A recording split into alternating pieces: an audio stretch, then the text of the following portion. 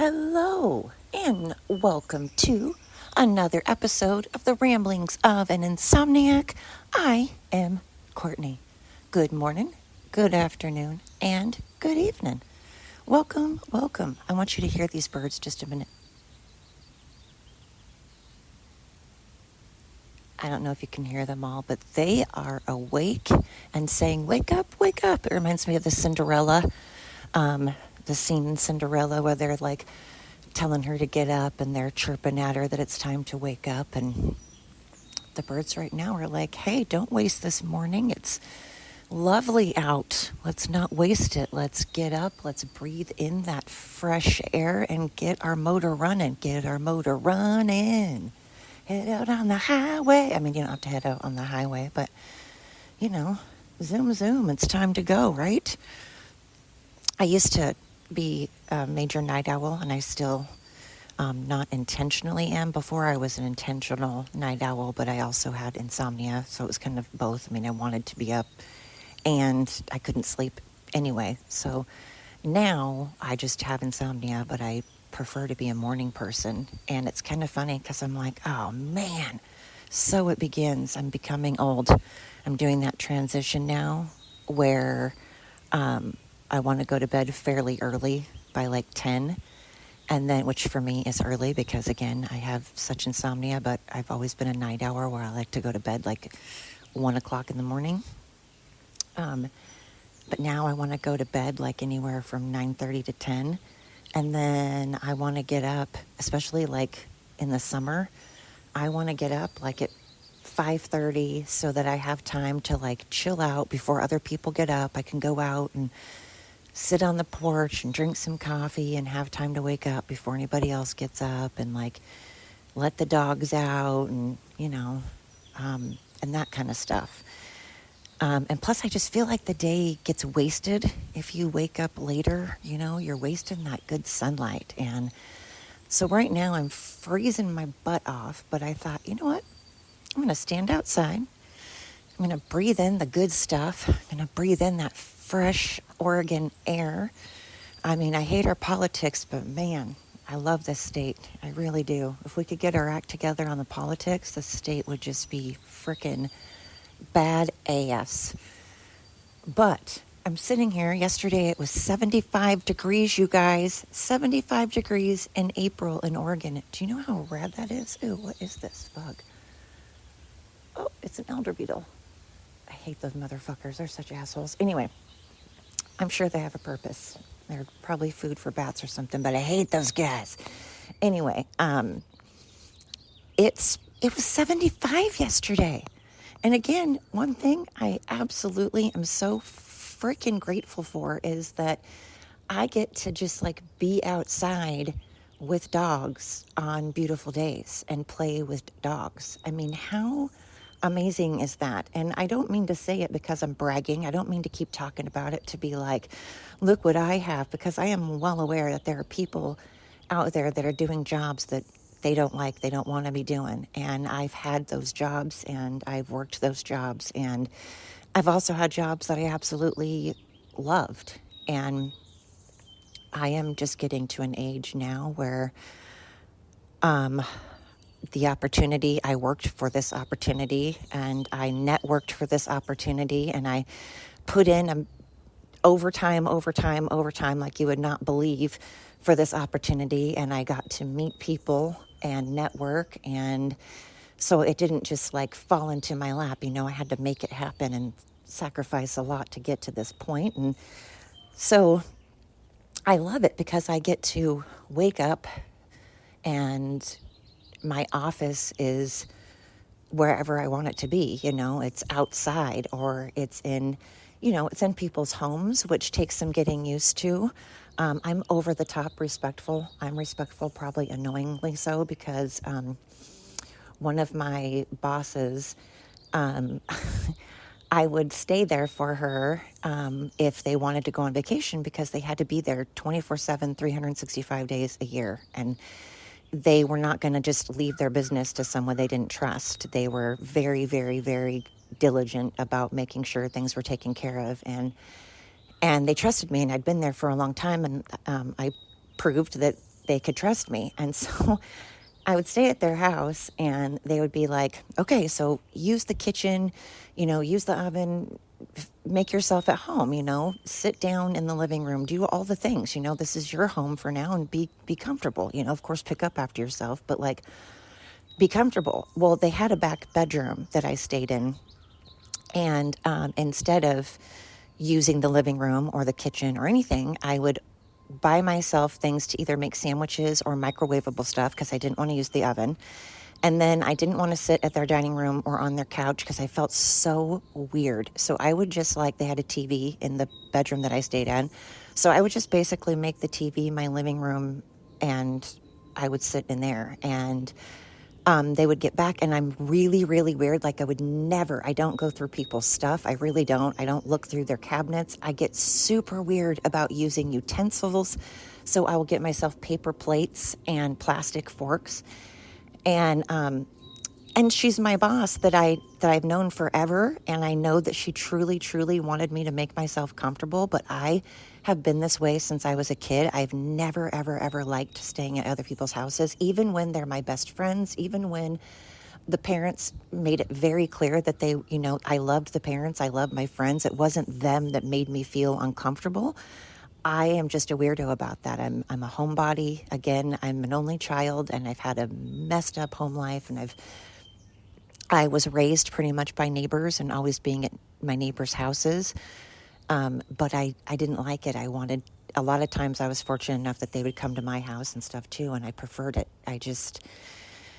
Again, I had night terrors when I was a kid, and I slept walk when I was a kid. I talked in my sleep because I had such a messed up childhood. I had massive troubles with sleeping again. I had not only the insomnia, and the insomnia came later. When I was a kid, I slept and I had horrific nightmares. I had reoccurring nightmares. And I also had the same 3 reoccurring nightmares. And I walked in my sleep. I talked in my sleep. It was a whole thing. I did that till I was like 15. So, of course, I didn't want to stay at people's houses, not when I'm a hot fucking mess. And so, when I'm at people's houses now, it took a lot of getting used to. And right now, when you're staying somewhere for a good hunk of time for over a month, you have to kind of just go, okay, I can't just stay holed up in a bedroom for a month. You can't do that. But I'm still being a weirdo as in, I don't like using the utensils and the plates, and I don't like, the other day I needed to find a pen. And I didn't want to look through the drawers because I was like, oh my God, I don't want it to seem like I'm looking through their belongings. And they were already like, Courtney, seriously, you're going to be here for over a month. You can't just hold, they are so nice. They're very, very, very good people. And they made it clear that they want me to be comfortable. And I know they mean it, but I didn't even want to look for a pen. I was like, oh my God, this looks like I'm being like a weirdo. And it's not like I was, going through bedrooms looking for a pen. I just mean out in the kitchen, I was trying to find a pen. And so I'm just a weirdo. So you have to get over that part, but it's lovely because today, I spent yesterday, I actually went to church because it was Easter yesterday. So I got permission from the people that I'm watching their dogs for way ahead of time to go to church and go out and do some stuff on Easter. And I did that and it was lovely.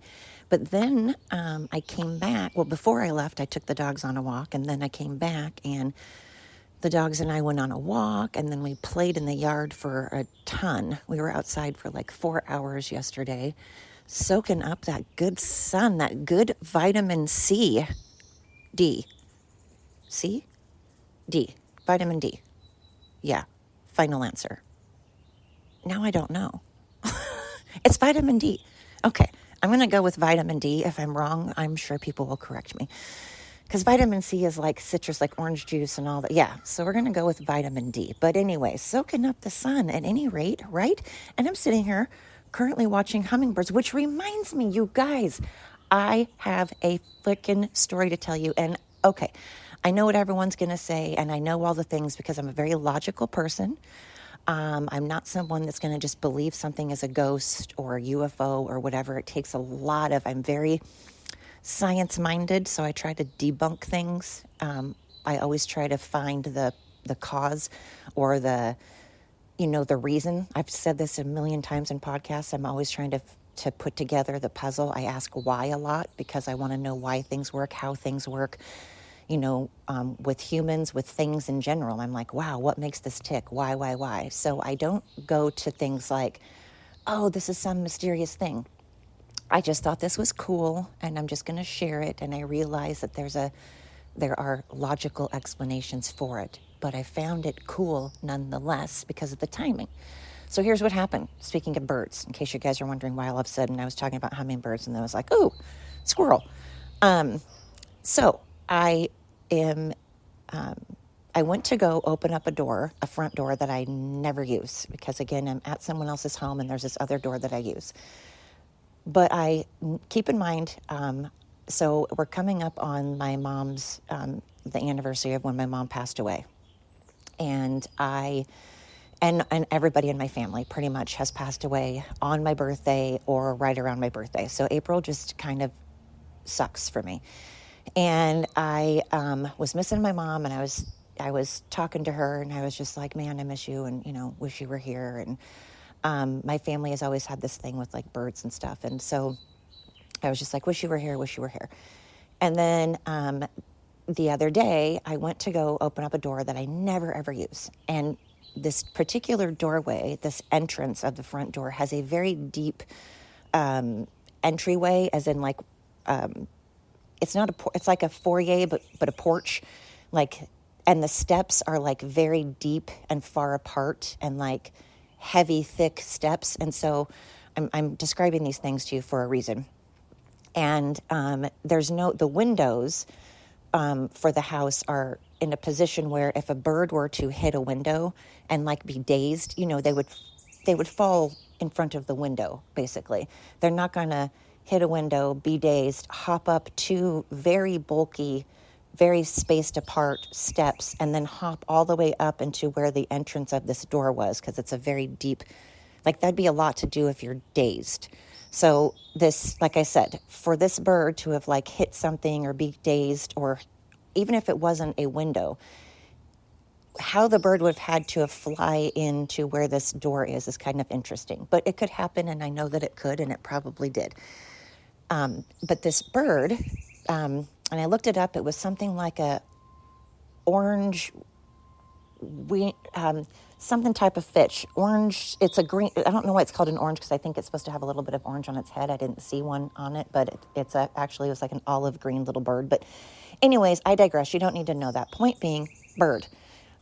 Open up a door that I don't usually use, and this bird is sitting on the doormat. And at first I was like, okay, maybe he's just chilling. But again, it'd be kind of weird for him to be chilling where he was. But I was like, all right, cool, you do you, little dude. I'll leave you be.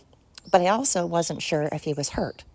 But I didn't want to like freak him out, so I kind of like shut the door and gave him a moment in case, And after like 5 minutes, I opened the door again, and he's still there. And I'm like, oh man, little buddy, you must be hurt. So I kind of bend down very, very gently, and the little guy sits up and hops into my hand. And I'm like, well, if you're hopping into my hand, that's interesting. So maybe it's like your wing or something.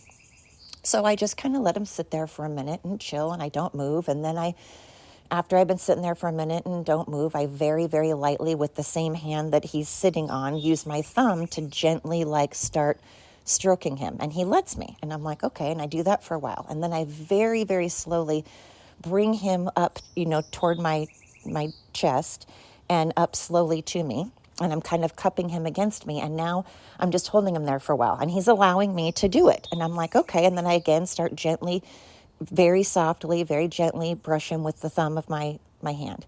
And we do that for a bit, and then now I want to check him out and see if it's his wing or what's happening with this dude. And I don't know what I was going to do about it, but my grandma and I she used to mend birds and kind of care for them. And I just thought, okay, or I could look up, if there's like an animal place around here like there is where I live. So anyway, I kind of move where I can sort of check him out, and he allows me. And now I'm kind of like, okay, and I'm letting him sit on my hand, which he seems to be doing, and he's also holding on to me has a pretty good grip with his feet, and he seems to be standing on his feet pretty well. They don't appear to be broken. So I'm inspecting him, and then I try to check out his wings, and everything seems okay. And I'm like, okay.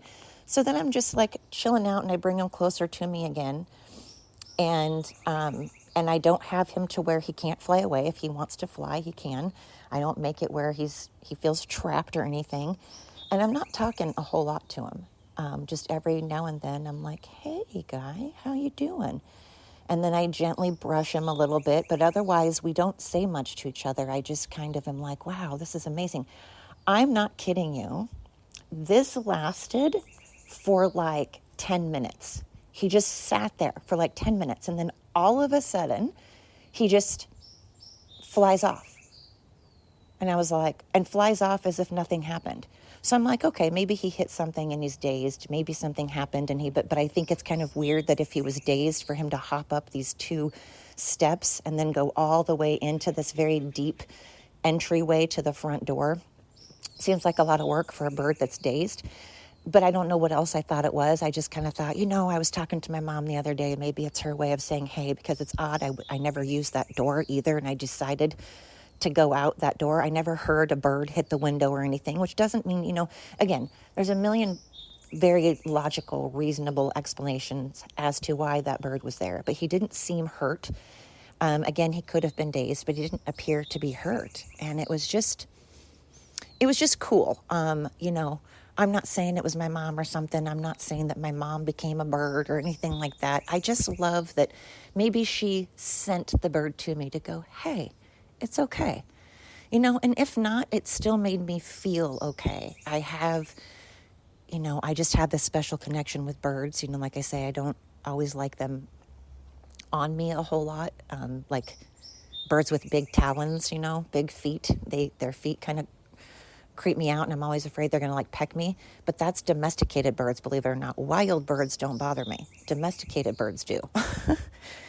So I don't know. I thought it was kind of cool. So when I came out here, there's been hummingbirds that will come like right up to me. I've done some podcasts when I was watching some hummingbirds, and I named one of them Michelangelo, and I just love bird watching. And that, again, I love that I am in a position where I can do that because, I don't know, I feel like this country and our culture has gotten where we get jealous of something that other people have, and then we're like, they don't deserve to be happy, or it must be nice. We say things like, oh, it must be nice for you to be able to do that. It must be nice. And I'm bringing that up because when I was younger, I used to do that. I used to be like, gosh, it must be nice to have, a job that you like. It must be nice to be retired. And it's like, I forget that people earn that, a lot of billionaires, most wealthy people earned it. Most of them did not win the lottery. Most of them did not inherit the money. And a lot of them that did inherit money continue the business and continue to successfully run the business and continue to work in that business that they inherit, therefore continuing to earn money. And so I used to feel kind of guilty that I like my job. And I'm like, why are we conditioned to feel guilty for being happy? Just because other people in the world aren't happy or don't like their jobs or have a hard job doesn't mean I can't be happy that I like mine. And I used to think that. I used to feel a lot of guilt if I had something that someone else didn't, or if my life was going well. And let me tell you, I deserve my life to go well because I have been through hell and back. I have not had an easy life at all. And although I have also had some amazing things happen, and I have also been blessed in a lot of ways, and I have certainly been fortunate in a lot of ways, I have also had a lot of tragedy and a lot of really not cool things in my life that I've had to go through. Many, many not cool things. And so I don't begrudge my happiness anymore because I'm like, F people that don't want others to be happy because they're ticked off at their life or because they made bad choices. They've made their bed and they're lying in it, New York and California. I'm talking to you, UK. I'm talking to you, all of Europe. When you make bad choices and people warn you over and over and you continue to flip people the bird and not listen, don't be pissed off then when your choices bite you in the butt. Let me tell you, my choices have bit me in the ass. I haven't always made good ones. And, that's my fault. But I've also worked my ass off and I have also deserve to like my job and I deserve to be happy. And I'm not going to feel bad for that now. I have been a hard worker my entire life. I have worked for everything that I have. And so I think that people need to stop doing that. Those that do. Those that feel bad, those that apologize. Don't apologize for success. Don't ever apologize for being successful. Don't apologize for being pretty. Don't apologize for being white or straight. Don't apologize for being black, gay, Native American, Asian, fat, skinny, short, tall, man, woman, or unicorn, or whatever. Don't apologize for it. Be you, be proud of you, but be a good you, Apologize if you're being an asshole. Then you should apologize. Apologize if you are being fraudulent. California, Gavin Newsom, I'm talking to you. Timmy, or anybody, doesn't matter. Anybody, Republican or Democrat, whoever. If you're harming people, if you're hurting people, apologize for that. If you're doing illegal things, okay, apologize for that. But otherwise, what on earth is that noise? Anyways, apologize for that. You don't have to apologize, though, for being happy, for being successful, for being, having things, for having jet skis and boats and stuff. Like, I get real tired of people being like, oh, it must be nice to be skinny. It must be nice to have money. It must be nice. It's like I've never had, well, again, I've had some jobs where I've made really good money. And then I've had jobs where, and really good money as in I made good money, but I was a single income. So I made good money if I had two incomes, but I only had one income. So, but I've told this story before. I have never been a lazy person, and I've always watched if I eat unhealthy, because I do eat unhealthy sometimes. I definitely indulge sometimes, but I've always, my entire life, I've been very, very, very disciplined and very good about going, okay, I ate like crap for, a couple of days. So now I need to not eat like crap. I need to do some extra steps. I need to make sure that I don't keep weight on. I need to make sure I keep weight off. And so, there's always balance. And I've always been active. I don't sit around. I don't lay around. I'm a very active person. So I maintain my weight because I've earned it. I've maintained my weight because I'm conscientious of what I put into my body. And if I put crap into my body, I know to turn around and not put crap into my body. I know that if I have a lazy day, then I need to turn around and not have a lazy day. And I don't have lazy days very often. I'm always active. And so I stay pretty thin. And so I get tired of people that are overweight going, it must be nice. I used to be like, apologize for it. And I'm like, what the fuck am I apologizing for? It's not my fault that you make bad choices.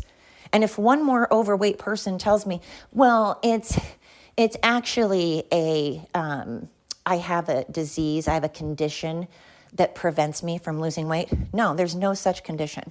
There are, it's like a 2% of the population has some type of condition that makes it difficult, not hard, not impossible, difficult, maybe hard to lose weight, but not impossible. It just means, unfortunately, you'd have to work a lot harder, which is horrible. And I feel bad for people like that. That does suck. That really, really, really, really sucks. And there are definitely diseases, and there's medications out there. There are medications out there that make you bloat up and gain weight. But again, these are choices. You can make other choices. You can do herbal stuff. You can do, different things.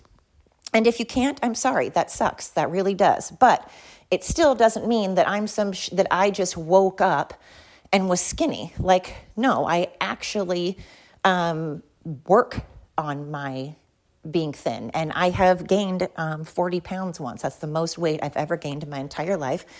And on me, 40 pounds looks like about 80. It really does. I have good friends that are good friends because they tell me the truth and they agree. 40 pounds on me looks, about like 60. And so I didn't like it. And I was like, I'm not okay with this. No. And 40 pounds to other people, maybe someone's like, oh, only 40 pounds? Okay. And again, if that's not a lot to you, that's not a lot to you, and that's fine. But for me personally, I don't allow myself to get over like 15 pounds of what my normal weight should be. But normally I just keep it at an average. I keep my weight average because I'm conscientious about it. I put in the time, I put in the work, I make the choices. So therefore, the consequences are I'm healthier than others. So other people shouldn't begrudge me that. They should put their own effort and time and energy into it. They should also be disciplined like I am. They should also make good choices. So when someone is wealthy, people forget that there is someone behind that wealth who has suffered. There are a lot of people that are wealthy now that came from very, very troubled backgrounds, very poor backgrounds, and had not great lives. And they had to scratch and claw to get to where they are. They had to sacrifice a lot. So people don't usually just wake up rich. Again, there are people that inherit money, and there are people that win the lottery. But those people are few and far between. And again, just because you inherit money doesn't mean you're not carrying on that business and keeping that business going, So I now, if anyone ever does say that to me, it must be nice to be skinny, my comeback is, it is. You should try it. It's fucking fantastic to be skinny. Maybe you should try it. And that may be a bitchy thing to say, but it's a bitchy thing for no one ever cares when an overweight person disses on a skinny person. Like, you're allowed somehow to be an asshole if you feel bad about yourself. And we went through a time, and I feel like we're still going through it, where I apologize, but where I feel like it's okay for Black people to say and do whatever. And white people, especially white straight men, are not allowed to say and do anything now. And we've just gotten where it's like, we think it's okay for a certain group of people to do something and be rude and be obnoxious and degrade others and get on social media and bully others or threaten people's lives because we disagree, because we don't like that someone else has something, or we feel like someone else has more rights than we do, or we feel like someone else has something that we want. And now somehow we've given carte blanche to people that are victims, that think they're victims, to just do or say whatever and then threaten people's lives over it. We're not happy for others. We're not using that as a charge to kickstart our own, be like, you know what? I want what those people have, so I now have fuel and the desire and the motivation to have what they have. I want that, so how do I get that? What are the steps I need to take? Maybe I should talk to those people instead of wanting to harm those people. Maybe I should talk to them and go, hey, I want what you have. How'd you get that jet ski? How'd you get that house? How did you get that vacation house? How did you get that car? How did you get that job? Instead, it's, you have that, therefore I'm going to unalive you for it. You have that, therefore I'm going to demean you for it. You have that, therefore I'm going to automatically think that you're corrupt, you got it from some corrupt way, or it was handed to you. Because no one can ever give credit to someone. Like women, a lot of times will tell another woman that they're pretty. They'll go, wow, you're really pretty. But women get jealous of that though. And why? We're all women, and women are very catty bitches. Let me tell you, I'm a woman. I can say this, and people can't be like, speak for yourself. No, fuck you.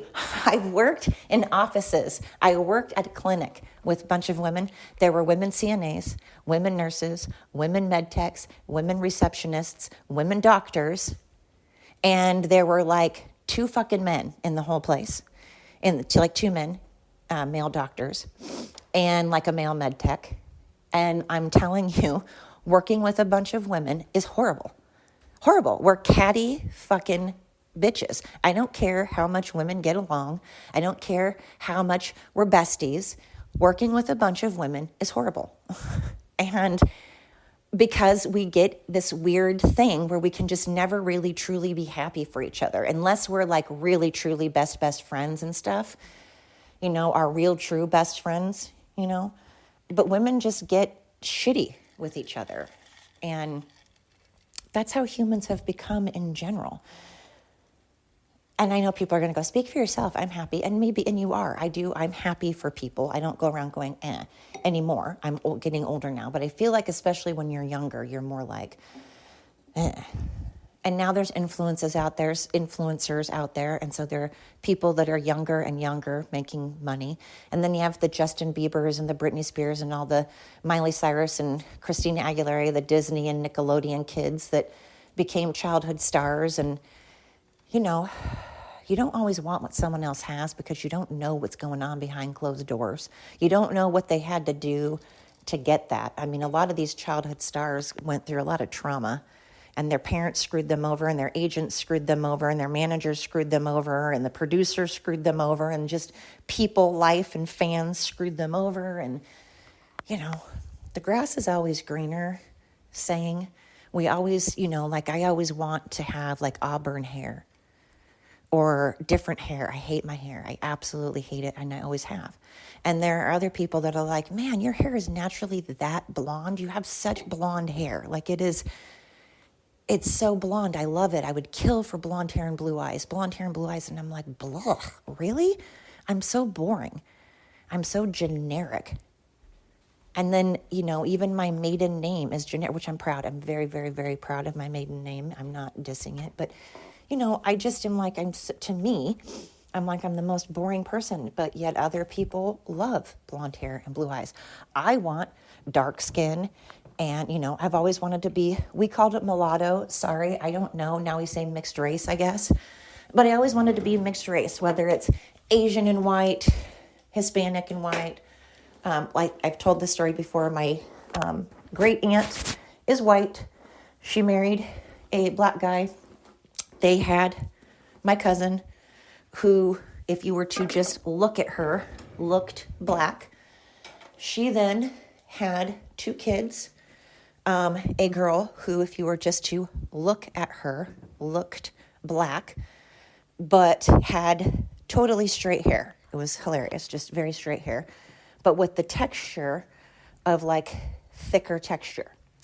Then my cousin, so my cousin's son, looked as white as me, totally pasty, and had curly blonde hair and looked white like me, but with very curly hair. And so I was fascinated by that. And I'm like, man, I want to have like dark or like brown skin. I used to be obsessed with brown skin and dark hair. And then I got obsessed with fair skin with a bunch of freckles and red hair. So, the grass is always greener. We never want what we have. But we have to remember that other people are... other people wish they had what we do, and we should learn to be grateful for what we have. And if we don't like what we have, there are options, and they may be difficult options, and they may be really hard, I can't talk today. They may be very difficult decisions. They may be hard choices. They may be, it may be a very, very hard, long, uphill road, uphill battle. But a lot of people are where they are today because they worked really hard for it and made that long journey uphill. They took that journey. They were like, all right, this is going to be difficult, but I'm all in and I want this. So here we go, let's do it. And when they were told no, or when people were like, you can't do it, they were like, that's just fuel. That's like challenge accepted. Oh, you think I can't? Now I'm gonna. So, again, when I was a kid, I used to be that person that I'm like, oh, it must be nice. And then not when it came to like people's looks or anything like that, or like I was happy for them. I wasn't begrudging them that at all. But I was like, I want that, but I made some bad choices. I made some poor choices, and now I'm making different ones. And I'm not going to apologize for, having blonde hair and blue eyes, because it's how I was born and I can't help how I was born. And I'm not going to not be proud of myself because someone else thinks that they are oppressed or they are a victim, and therefore I'm not allowed to love myself. This misery loves company thing is just old, it's really old. Just because you are miserable, don't begrudge others. Go out and dye your hair if you don't like your hair color. We're in the day and age now where you can have any bleeping color of hair you want. There are wigs now that look like real hair. There are hair extensions. So you can have your hair. There's contacts. There are contacts for people that, don't have a prescription in them, that you can just change the color of your eyes. I think you should be happy with yourself, but at the same time, if people want to color their hair, I've done it, I do it. So make those changes. If you feel you're overweight, do something about it, even if it's hard. Again, it's the people that give up that are like, it's hard. It's hard. Well, yeah, usually, again, there are always exceptions, but usually things that are, things that people want, are hard. They take some, sorry, I got to open up this door. It takes some work, takes some energy, takes some time. Usually you don't just wake up and, sorry, I went outside and the birds were chirping and I didn't want to scare them. Listen to that. Hang on. Oh. There we go. So don't be like whining about it, Don't get on social media crying about your life.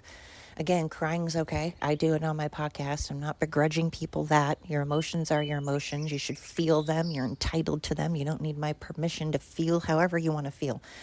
All I'm saying is don't get up other people's asses and because you're feeling sorry for yourself. Don't project. We know what you're doing. Just like there are groups of people out there right now throwing temper tantrums because they don't like something. Are they doing anything to change it? No, they're just throwing temper tantrums. So that's what people have become accustomed to doing. Oh, they have something, and so they have it, and I don't have it, so I want it. Give it to me. Give it to me. I want it. I want what they have. Give me what they have. And then when they don't get it, they throw a fit instead of doing something about it, instead of working to get it themselves, instead of earning it. No, they have to destroy what other people have. I don't like their opinion. I don't like what they're wearing. Make it stop. Make it stop. Make them take off that hat. Make him take off that hat. Make him take off that sweatshirt. It triggers me. How does it trigger you? Just walk the other way. You have choices. And these people don't make good choices. That's why you're not successful. That's why you're a big fat baby that gets triggered by everything, because you don't make good choices. You could just walk the other direction. You could close your eyes. You could mind your own business. You have so many different options other than assaulting somebody because you don't like their hat, or threatening someone's life because you don't like their hat. There's other choices. It's not other people's fault that you're an asshole. Maybe you're just a shitty person and you don't have friends because you're a shitty person. Maybe you should change that about yourself. Maybe it's not because, you're some kind of victim and people just don't get you. People just don't get me. Those people that think they're smarter than everybody and people just can't keep up with them, so they don't have friends. No, it's because you're a douche. Or people that scream and throw temper tantrums and are alone. They're like, I'm alone because I can't find the right person. No, you're alone because you're a dickweed and no one wants to be around you. It's not your choice that you're alone. I mean, it is your choice that you're alone because of your behavior and your actions. But don't act like it's because you haven't picked the right person, or men are shitty, or women are shitty, and everybody out there is shitty. It's because you're shitty. You're a shitty person that's made poor choices, and people aren't attracted to you because of your choices, because of you. So again, it's choices, So don't be passing the buck and making excuses, because again, we've now become a world where everything is an excuse. I don't have it because, okay, I'm sure you have a lot of hardship, and I'm sure it's incredibly difficult given where you live and your surroundings. And I'm sure that there are a million reasons why it is very, very, very difficult to succeed. But there are a lot of people out there who have came from very similar situations who are successful. And so they found a way. And not everybody is going to have that opportunity. Some people are really genuinely going to put 129% into something and really try and not give up, and they're still not going to succeed. And to those people, I feel bad. To those people, I genuinely feel bad for, because I know that there are people out there that don't take no for an answer and that do try and don't give up and don't consider themselves a victim and don't covet what other people have. They get out and they do every single thing they can, and they try and try and try, and they sometimes still don't make it. Those people I feel awful for. Those people I feel have a right to complain, because you did do everything you can. But I know that I'm going to not feel bad if I have things. I can have empathy for others, which I do, and I can help others, I can donate, I can help others, I can pay it forward, I can have empathy, but I'm not going to feel bad for what I have. Because why should I? I work for it. I don't just lay around and, expect others to care for me.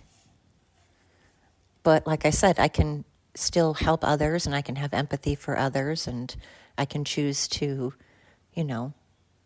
help others in some fashion. But I don't know. My point is, if you are happy, good for you. Be fucking happy.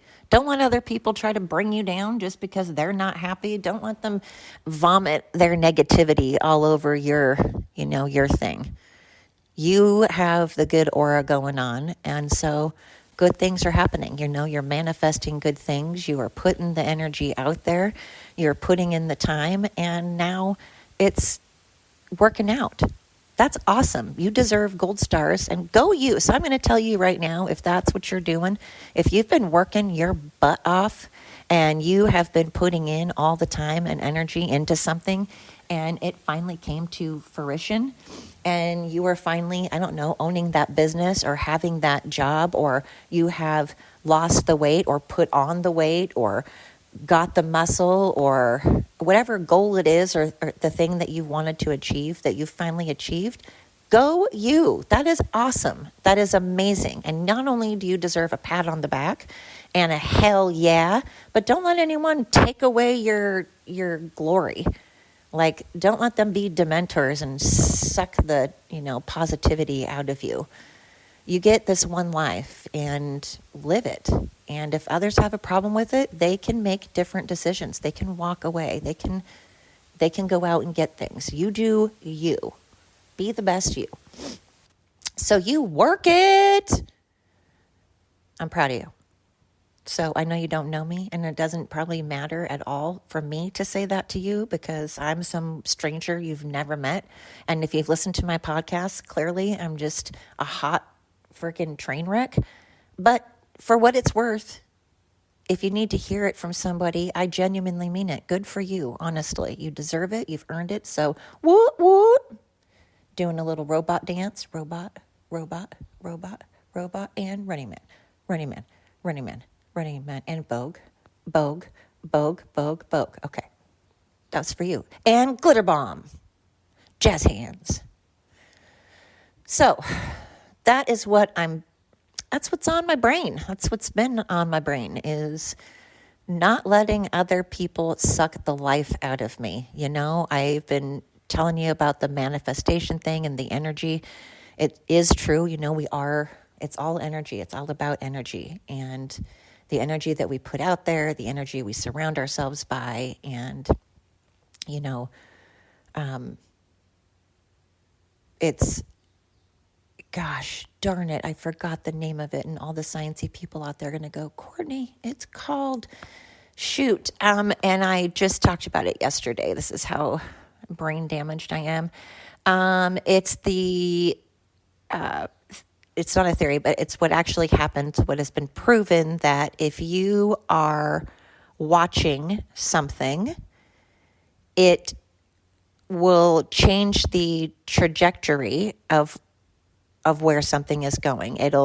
Whereas if you're not watching it, it stays on course or whatever. So something observed, when you're observing something, when you're observing energy or whatever, it changes its pattern. And if you're not, then it doesn't change. And I can't remember what that's called. But anyways, the point is that the energy is affected by us. And we are surrounded by things that we can't see, but very, very much affect us and affect our surroundings. And they did these tests on how people can learn to move things with their mind. What is that, telekinesis? Where you can, if you're genuinely focused on something, you can change that energy enough. If you are genuinely just at one with this thing, you can move it. And they were showing it, how you can move a glass a little bit if you just think about it. And you have to train your brain to focus and hone in on that energy and feel that energy. But it just goes to show you that we all have that in us. We just don't tap into it. We don't focus in on that. Instead, we're choosing to focus in on being ticked off at someone else and being like, oh, that Sally Sue, that Joe Schmo, and really we should just be, as much as I used to always think those dream boards or whatever, those, like the dream boards, and people saying, oh, if you manifest it, I was like, oh my God, if I hear the word manifest one more time. But again, been all kinds of data and science collected that it is a thing. Energy, I already know that energy is a thing. This isn't new to me. I've known that energy is always out there. I just meant the whole manifesting thing. Of course, if you put out good energy, it's going to probably work in your favor. But I didn't realize how much it can affect your life. And so it's like the whole Field of Dreams thing. If you build it, they will come. Well, if you believe it, and you work for it, it'll probably come. It may take a while. It may be a hard road, but gosh darn it, you'll get there. So keep trying. It's like the little engine that could, Don't be hating on others. Just get out there and use it as a challenge. Use it as drive to get you where you need to be. All right, I've done enough blabbing. I've done enough yada yada-ing, and I do want to say heck to the yeah for those of you out there that are listening in other countries, Those of you here in the States, those of you all over the world, I am so grateful, so appreciative of everybody out there that's been listening to my podcast. It means the world to me. You don't even know how much it means to me. Thank you, thank you, thank you, thank you. I know it's, not the best podcast. I realize that it's, I babble and all of that, but I genuinely, for those of you that have listened to me more than once, again, mental fortitude. It's like the Navy, you have like Navy SEALs brain, because I put you through a lot of mental, to listen to this podcast, you have to have like mental strife, because I digress a lot and I get sidetracked and you have to really like keep up. So it's a good mental workout when you listen to my podcast. So thank you for doing it. I appreciate you all. I am wishing everybody out there the mostest, bestest day, night, evening, whatever day, night and evening are the same thing. Yeah. I wish you the best 24 hours. No, the best week. No, the best month. I wish you the best life. I don't know. I just wish you the best. There we go. I wish you the best. There. Final answer. I appreciate you, and remember to control the things you can, to take a breath and let go of the rest. Until next time.